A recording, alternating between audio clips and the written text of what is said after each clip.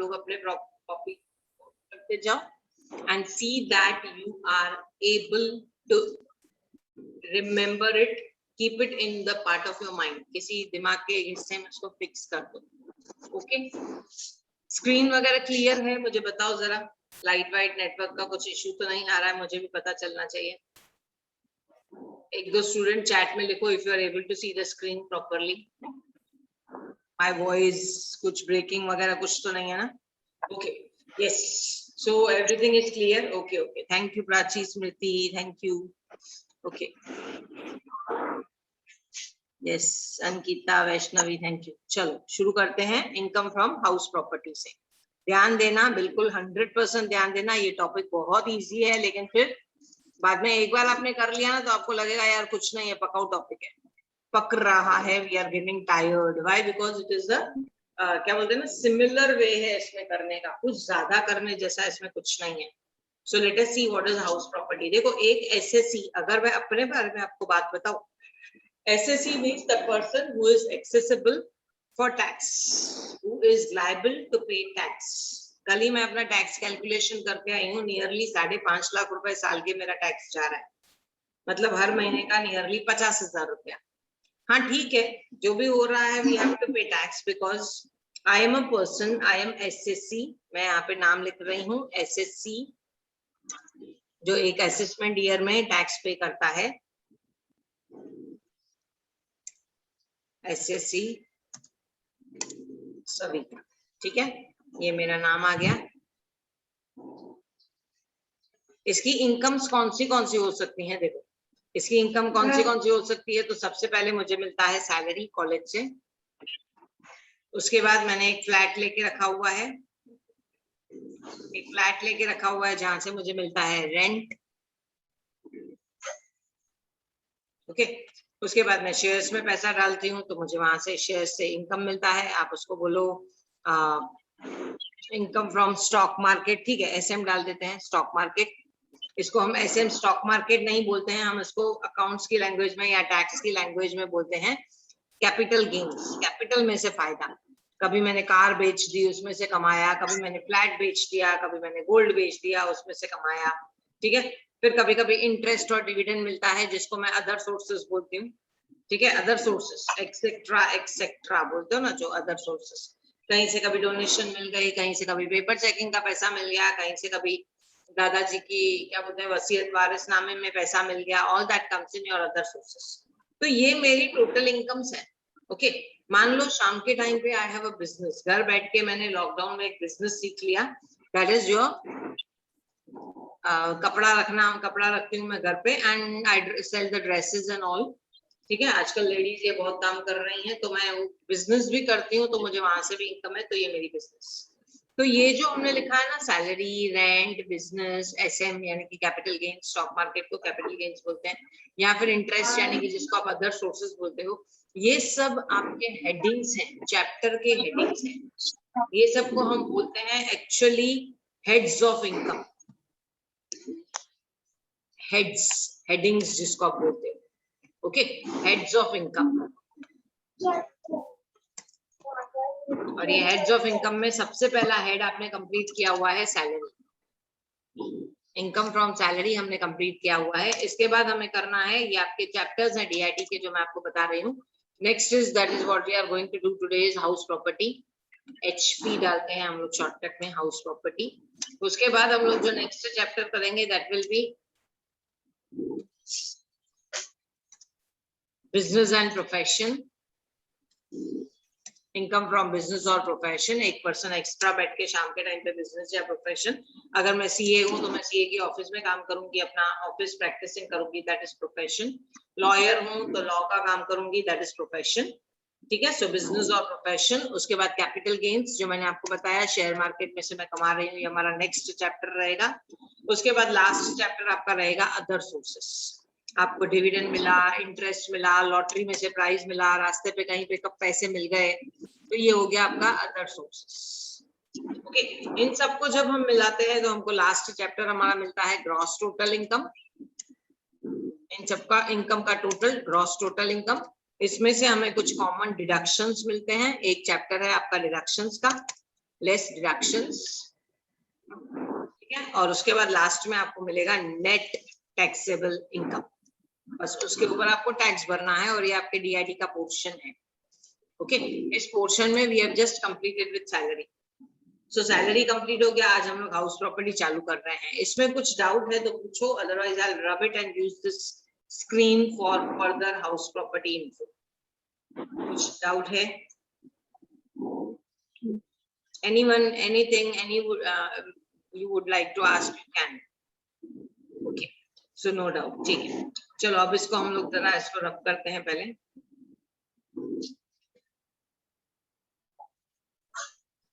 Now see, for the purpose of house property, कुछ चीजें हैं, कुछ concepts हैं जो मैं आपको बताऊं, वो concepts आपको दिमाग में रखने हैं। सबसे पहला concept जो आपको काम आएगा हाउस प्रॉपर्टी में, सबसे पहली बात जो हमें कैलकुलेट करनी है हाउस प्रॉपर्टी की, सबसे पहले हमें कैलकुलेट करना पड़ता है उसका वैल्यू। सो वी से ग्रॉस, हमारा पहला स्टेप होता है gross annual value find out करना। किसी भी प्रॉपर्टी का gross annual value find out करना, जिसको हम शॉर्टकट में बोलते हैं GAV। Okay, GAV, gross annual value. Gross annual value is nothing but the value of the property according to which you will be charging your rent. Rent charge करने के लिए हम लोग बनाते हैं gross annual value. Gross annual value के basis पे rent charge होती है। अब ये gross annual value हम कैसे find out करते हैं? कैसे find out करते हैं? Please ध्यान देते जाना, क्योंकि ये सब चीजें आपके लिए न्यू है। अगर आपने ध्यान नहीं दिया तो डिफिकल्ट है, अगर आपने ध्यान दिया तो आप बोलोगे डिफिकल्ट नहीं है, नई चीज है, आज मैंने नई चीज सीखी है। सो पहला स्टेप होता है हमारा to find out gross annual value GAV, जिसका सेक्शन अगर मैं बोलूं, it is covered under section 23। Okay, 23 section में ये कवर होता है। 23 सेक्शन हमें बताता है कि किस प्रकार हमें GAV कैलकुलेट करना चाहिए। ठीक है, सो GAV कैसे कैलकुलेट करते हैं? GAV के लिए सबसे पहले लिया जाता है नंबर 1,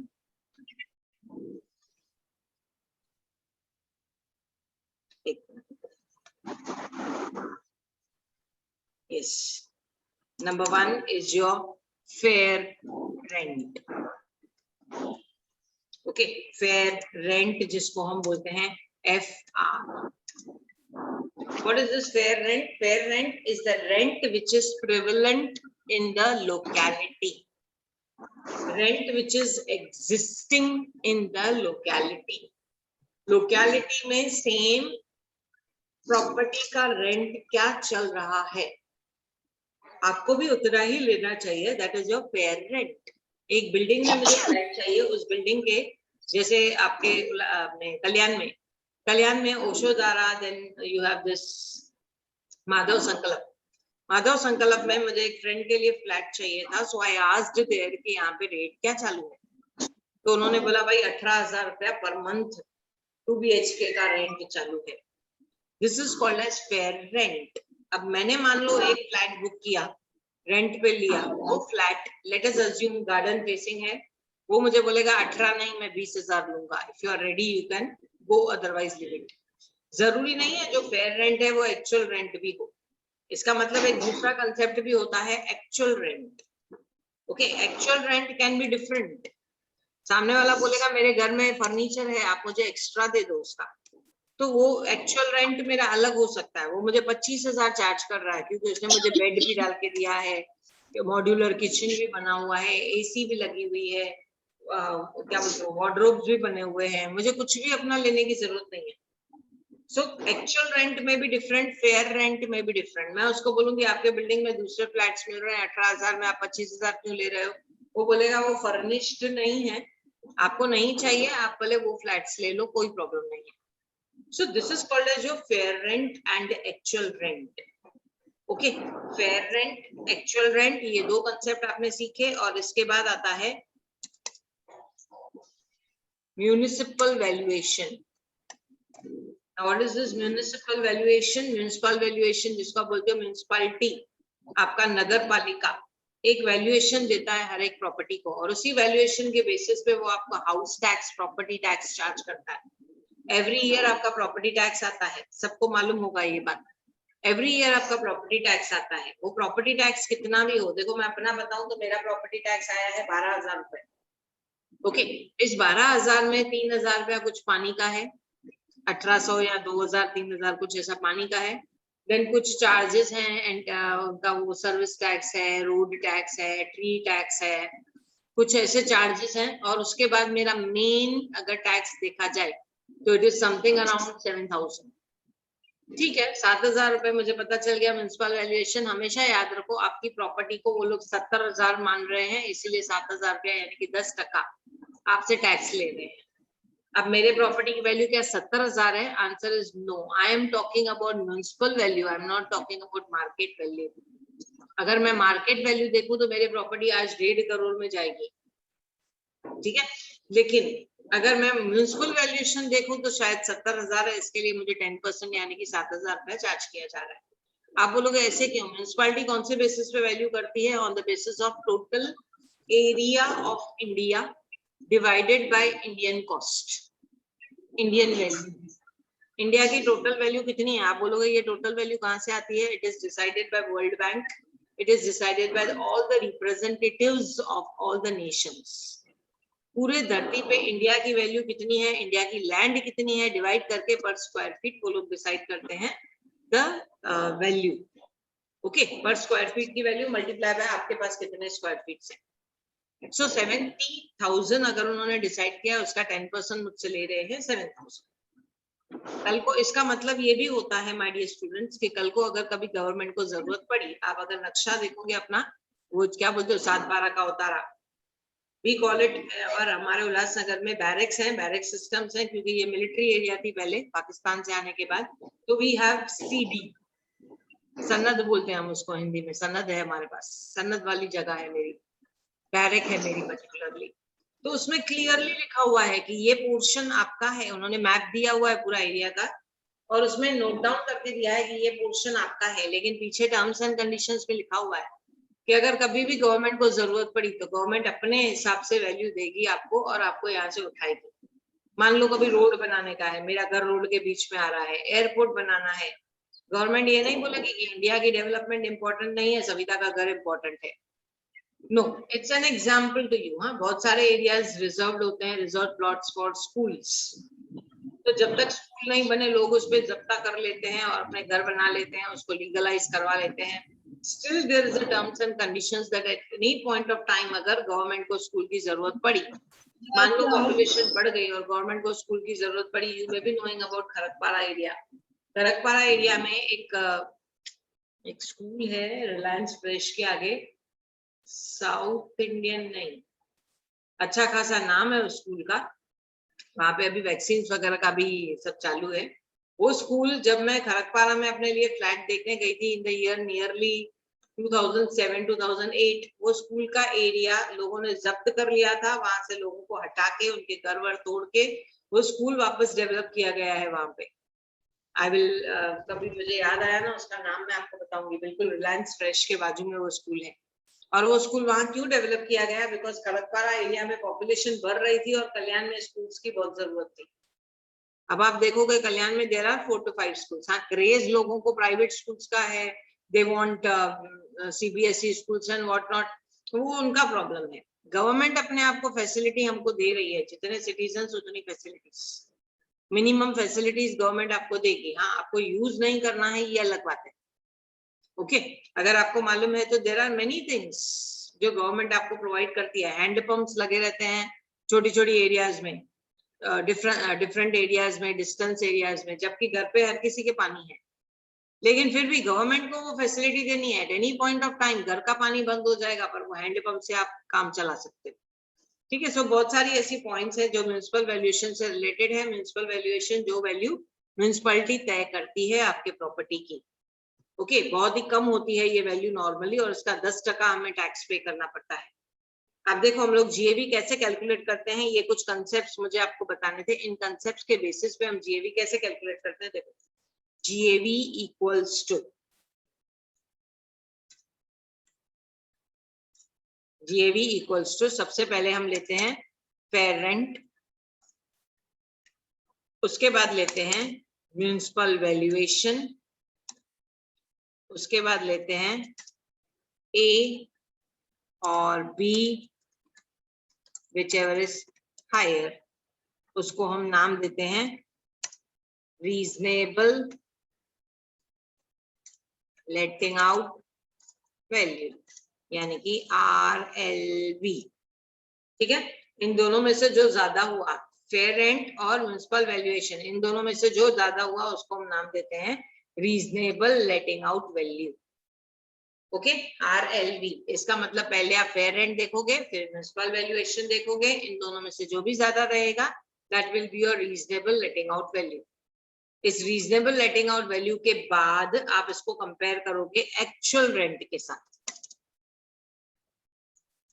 एक्चुअल रेंट के साथ। इस सी पॉइंट में जो भी पॉइंट आया, जो भी आंसर आया, आप उसको कंसीडर करोगे, कंपेयर करोगे एक्चुअल रेंट के साथ, RLV और एक्चुअल रेंट। ओके, और हमारा फाइनल आंसर आएगा GAV। GAV equals to RLV और एक्चुअल रेंट, मतलब मैं ऐसा भी बोल सकती हूँ C और D, whichever is higher। आप बोलोगे दोनों whichever is higher, whichever is higher, तो हम C लिखें ही क्यों, हम सीधा fair rent, municipal valuation, actual rent, whichever is higher करें। बिल्कुल कर सकते हो, लेकिन इसमें कभी कभार कुछ बीच में कंडीशंस आती हैं जिनके कारण ये फिर अप्लाई होने लगता है, वहां पे हमें RLV निकालना जरूरी हो जाता है। सो इन शॉर्ट आज का लेक्चर मैं वाइंड अप कर रही हूँ। ये लेक्चर वाइंड अप करने के साथ मैं तुम लोगों को ये एक हिंट देके जा रही हूँ, नेक्स्ट लेक्चर शुरू होने से पहले मैं तुम लोगों से पूछूंगी GAV की फॉर्मूला क्या है, तो आप मुझे बताओगे GAV की फॉर्मूला।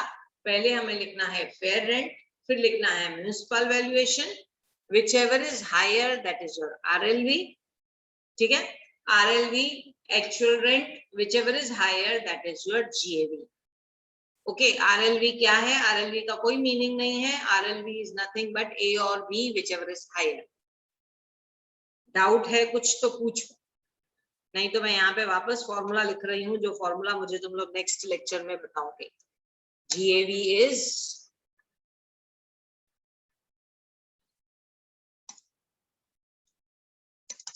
नेक्स्ट लेक्चर में भी हम कोई प्रॉब्लम नहीं शुरू करने वाले हैं, मैं एक दो कंसेप्ट और आपको बताऊंगी and we can continue only after Ganpati break. लेकिन गणपति ब्रेक में भी शुरू तब कर सकोगे कोई भी प्रॉब्लम जब आपको ये फॉर्मूला याद है। How to calculate GAV, this is the first step. GAV is fair rent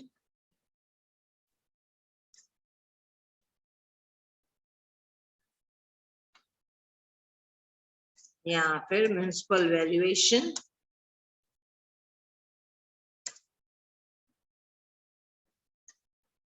सी चाहिए छोटा, RLV equals to FR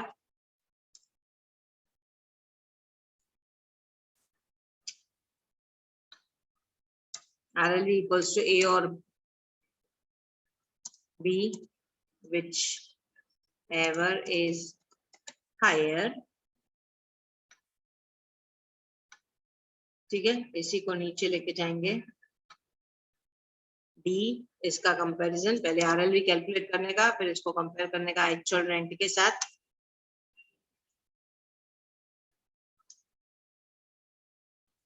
तो हमें मिलेगा GAV equals to C और D, whichever is higher। Okay, so next lecture में मुझे तुम लोग ये फॉर्मूला बताओगे, प्लीज नोट डाउन करो, प्लीज स्क्रीनशॉट ले लो, आपको जो समझ में आए। लेकिन नेक्स्ट लेक्चर में पहले मुझे ये फॉर्मूला बताओगे आप। लेक्चर कल है या नहीं मुझे नहीं पता, I have to check in the mobile, leave it. कल अगर लेक्चर है तो अच्छी बात है, नहीं है अगर हम सीधा गणपति के बाद मिल रहे हैं नो प्रॉब्लम। पहला काम मैं तुम लोगों से ये फॉर्मूला पूछूंगी, अगर आपको ये फॉर्मूला याद है तो ही हम ये काम कर सकते हैं। Fair rent, municipal valuation, that is your RLV, A और B, whichever is higher। उसके बाद एक्चुअल रेंट, इट्स RLV और एक्चुअल रेंट को कंपेयर करोगे, C और D, whichever is higher, उसको हम बोलते हैं GAV। ओके, फेयर रेंट पहले डालेंगे, म्युनिसिपल वैल्यूएशन डालेंगे, दोनों को कंपेयर करो, RLV मिलेगा। RLV को एक्चुअल रेंट के साथ कंपेयर करो, GAV मिलेगा। Any doubt? दोनों सेम है, जो मैंने ऊपर लिखा है, जो मैंने नीचे लिखा है, बिल्कुल सेम है। यहाँ पे मैंने सिर्फ आपको शॉर्टकट बताया है। FR, MV, whichever is higher, RLV, actual rent, whichever is higher, GAV. I repeat. Yes. Okay. So I repeat again. FR, MV, whichever is higher, RLV, AR, whichever is higher, GAV. Okay, FR, MV, fair rent, municipal valuation, whichever is higher, reasonable letting out value, reasonable letting out value or actual rent, whichever is higher, gross annual value. I hope you have note down. Participants का click ले लो, doubt है तो पूछ लो, 1 minute में wait कर रही हूँ, no problem. कुछ भी doubt है, please be free to ask.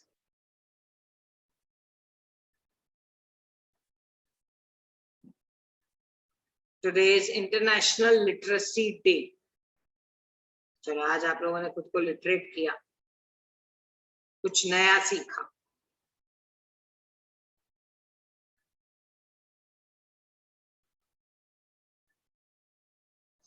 Okay, so I'm stopping with the share. कुछ डाउट नहीं है।